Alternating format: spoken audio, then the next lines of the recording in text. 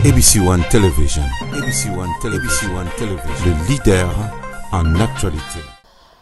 Mbote na bino nyonso bandeko balandi bomesa kolanda biso na ABC One la chaîne numéro 1.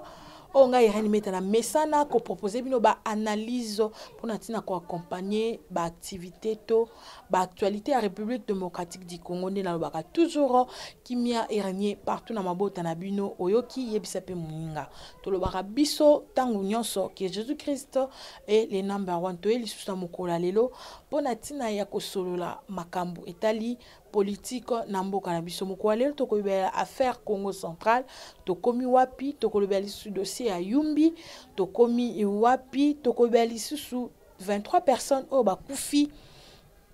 kuna na est de la République démocratique du Congo to ko lobeli su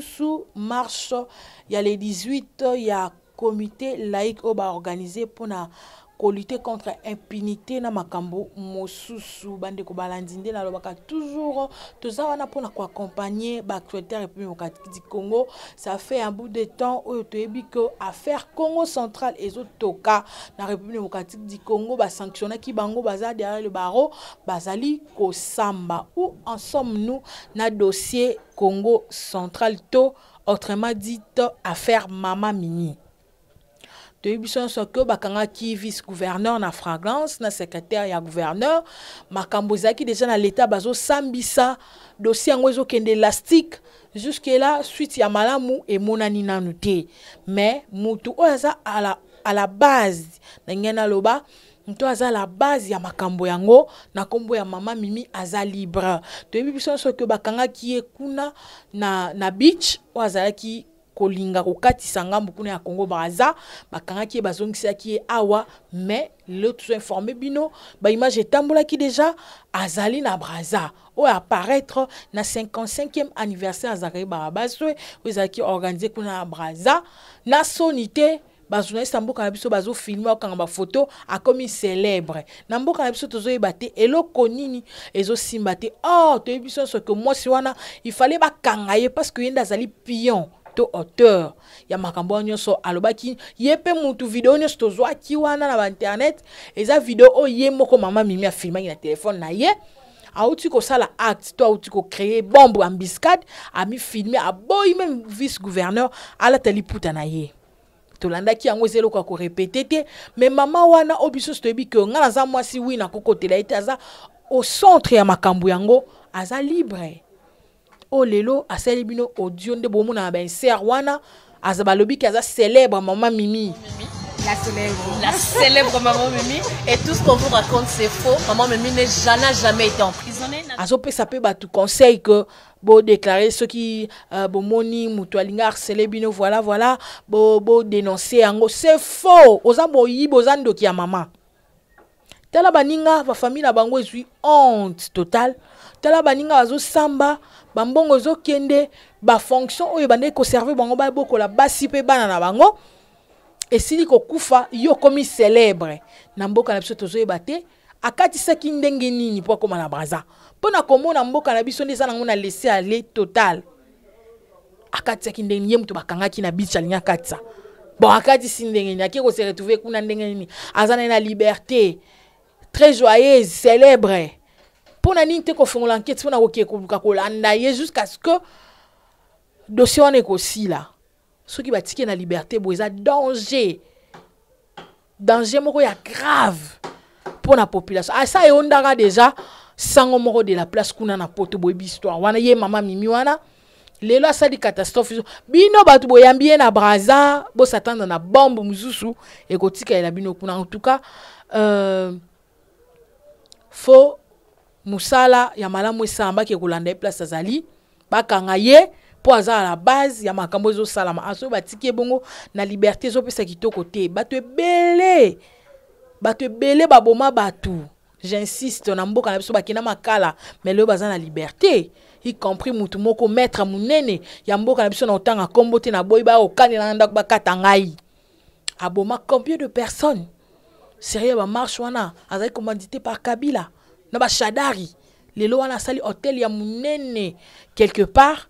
waza maître azo ke obundaka ba championnat par-ci par-là azo zonga za na liberté maboma batemo bazali batemo kilia o balelaka bakina kosamba ti lelo eza bien te justice fo ezala na mboka na biso toyebi te Félix Tshisekedi soki oza wana ka mpona okeko tambolaka ole ko assurer justice dossier bato wana bazali bato gouvernement oyo faut que la dossier wana kende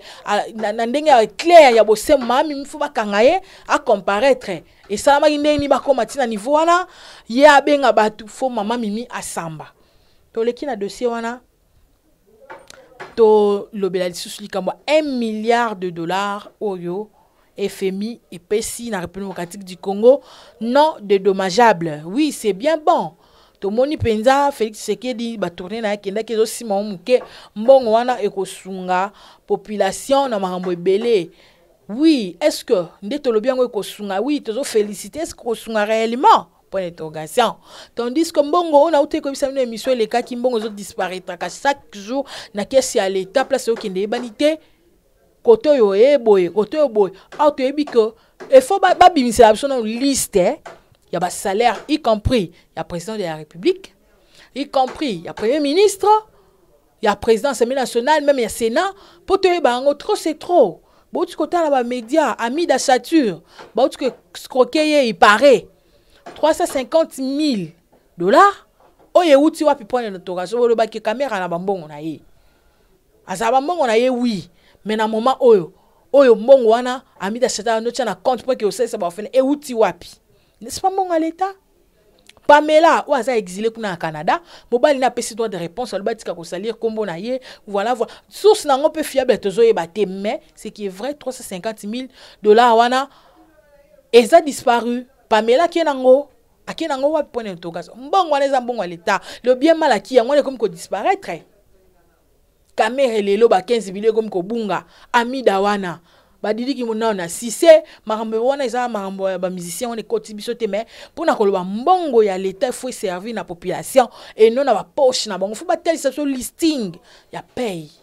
bien sûr te ba kaka ba prix wana koloba to yebi oui mais est-ce que yango kaka na Assemblée nationale ba député ba siéger chaque jour za ba prix moko ebimaka 2 fois 3 000 2 fois 4 000 yango moni bazo bomana car pour na ba poste wana point d'interrogation photo yeba mbongo wana FMI a pesi biso eko kende wapi eko suka wapi kuna CLC ba décréter le 18 octobre oyo marche moko pour natina ko senga clarité par rapport ya 15 millions de dollars oyo zaki affaire oyo ndeko Vital Caméra bande komi kutana kati bazo senga à ce que ba mona clair na dossier wana na kamwe ces derniers na Kinshasa biso to lobela ka yango déjà kala botala ba vidéo kala likambo 15 millions wana to lobela ka yango mais et qu'on soit en plein en vogue dans ndenge moko osakana te bato nyonso komi ka focaliser na Lubumbashi marche 15 millions na Kinshasa marche 15 millions ba comité laïque 15 millions voilà si qu'on tombe se focaliser na 15 millions bon 15 milliards on est qu'on a besoin de masse lobaki que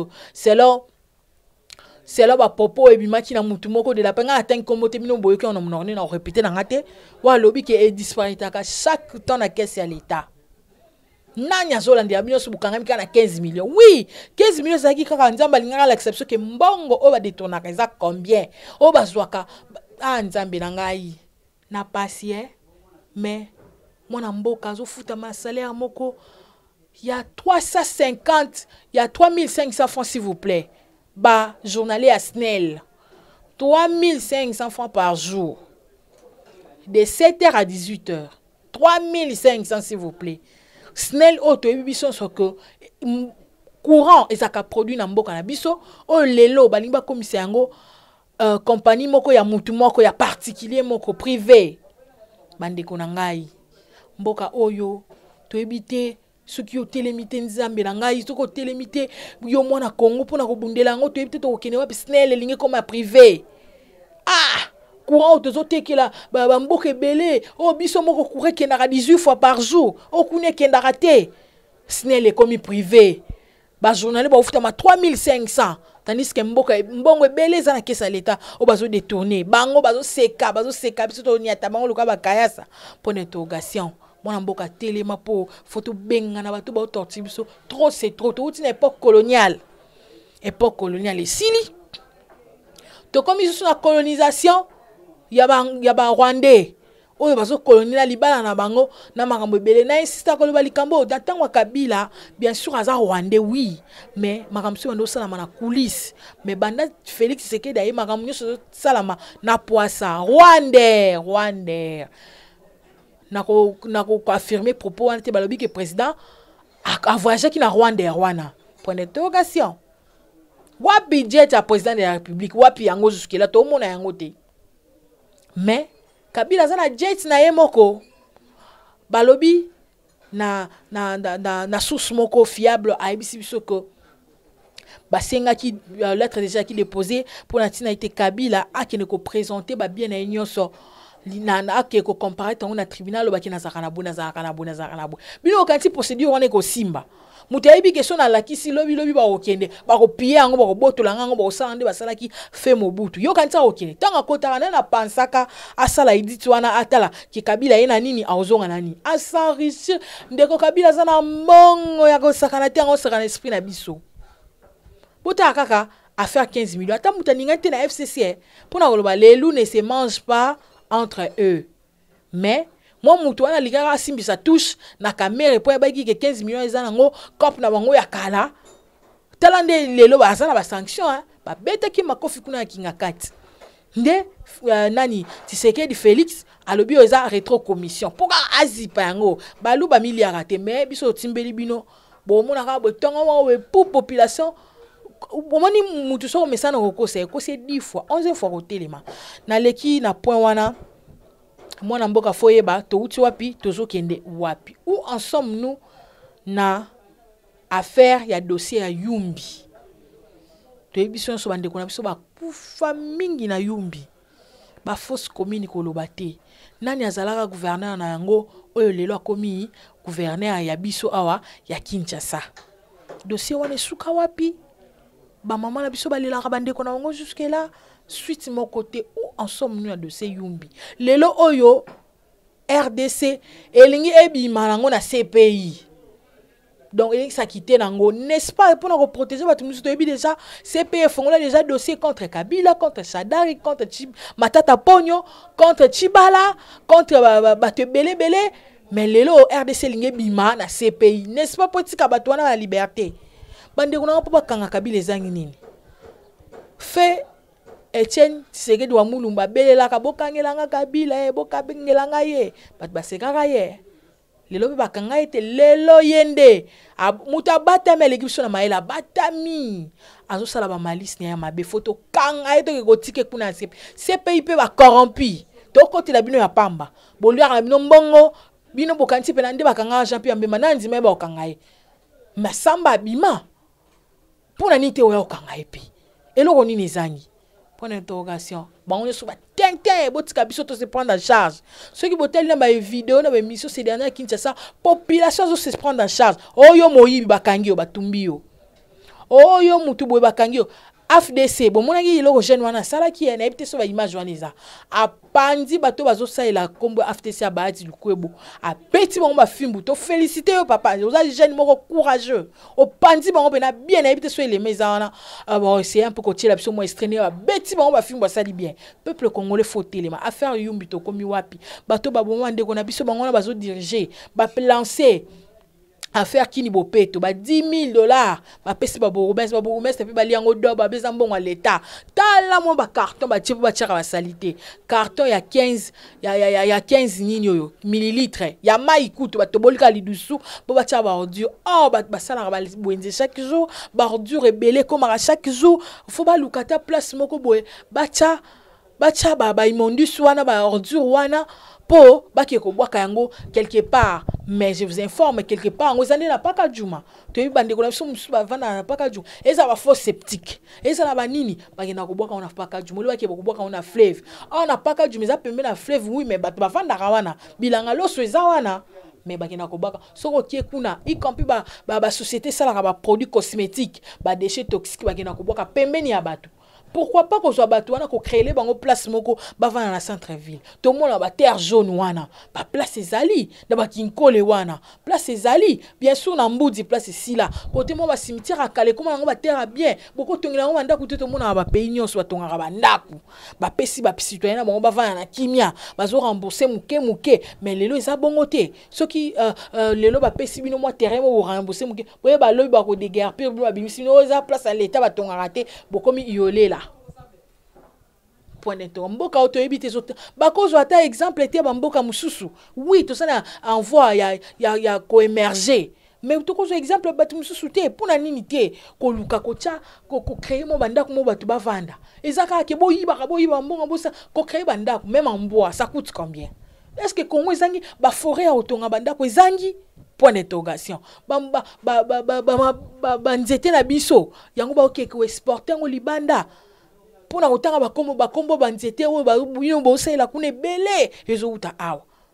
ba pekisa ikutu ko déboiser bazamba mais lelo bazoteka la bango kaka mais baya na boko tongela ba mboka bavanda te point d'interrogation bo comprendre tellement tension c'est mati mboka oto zo souffrir bande ko na ngai yo kuna na poto ato tineli ndeko no $50 ah ça na ngwelo côté ndako ya $50 eza na pas studio makoli banda. Or l'été zangi ba moité pour n'entongila bango ndako 23 personnes ba uté ko kufa kuna est République démocratique du Congo place à revendre des athées kuna na ville ya Kapene voilà na est République démocratique du Congo kuna Maniema pa ba ki ko vendre place mibal na ngomba sala la carrière ya diamant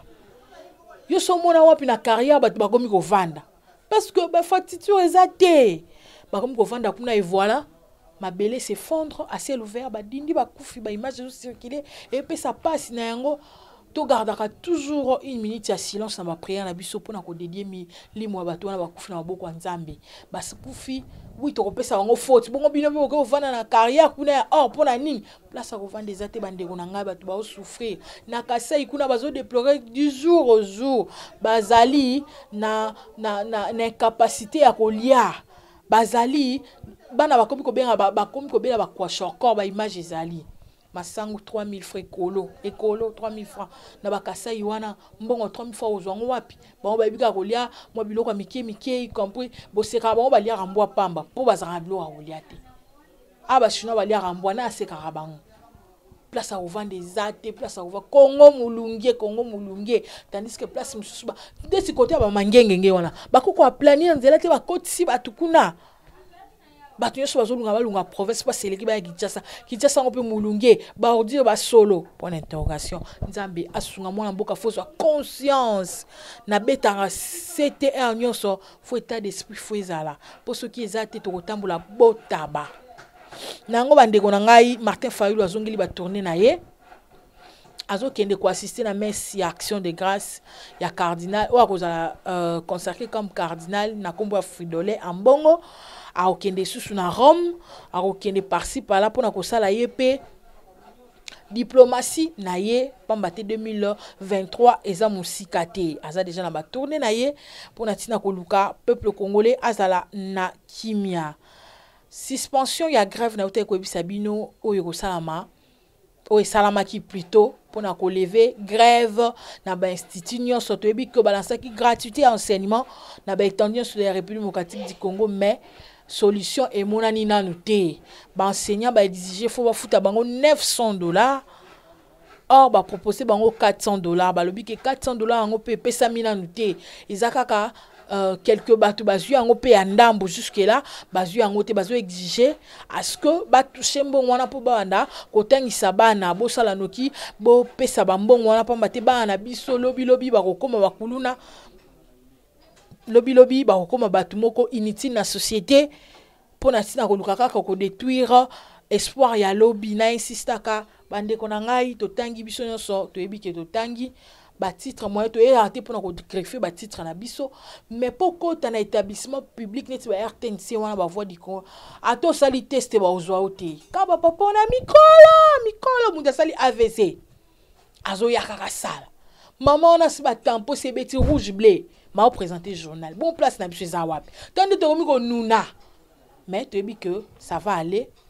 au fur et à mesure mais bolingo bimasusu avenir ya bana wana oh le bokoma ndeti biso o bazo aspirer mais le base na bango déjà so boyebi eloko ezala ka motu eza base ba université on ezala ko compléter base eza primaire na seconde yo kati mwa so yebi ko komate bato ebele bakena na misala bakataka bango demande d'emploi akoma totala akoma yango totala po base na ezala ki bien te be critique ko lo bate ba mettre po asimba loboka mwana la ça car kasi comme nango gratuit boy 1500 élèves na école mobimba basala monka na première tina 6e 8e coûte ezate 1500 ba classe ngo tout moi mikebo soni mboka oso to kokena ngo boy 1 million yango aneye total so bosa na ngoni olie ya ko réhabilitaka ba école botonga eza propositeur to ça na gouvernement o botonga ce qui botongi et au sala bien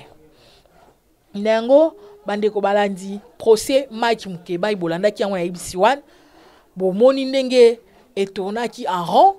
contre Godin Poi ozo sa mamna ndenge na ebite balwa ngo banani ba registrera balwa bandeko na boya nolanga ponga na yebi botinda yango na ba texto poto e banani ba registrera balwa est-ce que bat bana vacances